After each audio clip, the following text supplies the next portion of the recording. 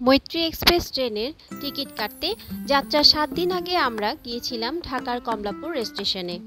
Dhaka Kamalapur rail station ব্যতীত অন্য কোনো স্টেশন কিংবা অনলাইনে মৈত্রী এক্সপ্রেস ট্রেনের টিকিট বিক্রি হয় না। প্রতিদিন সকাল 8টা থেকে বিকেল 5টা পর্যন্ত টিকিট বিক্রি হয়।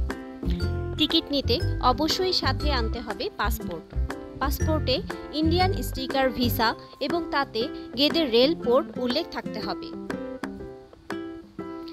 আমরা গিয়েছিলাম দুপুর 2টায়। টিকিট কাউন্টার একদম ফাঁকা থাকায় অল্প সময়ের মধ্যে আমরা আমাদের টিকিট সংগ্রহ করতে পেরেছি।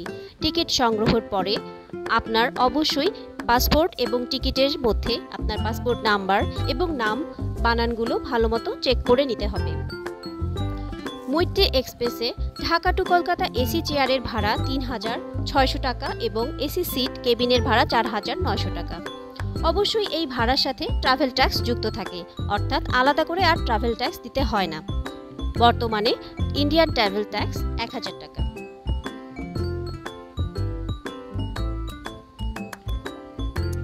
আপনারা যারা মিতালি এক্সপ্রেসের টিকিট সংগ্রহ করতে চান তারা এই একই কাউন্টার থেকে টিকিট সংগ্রহ করতে পারবেন।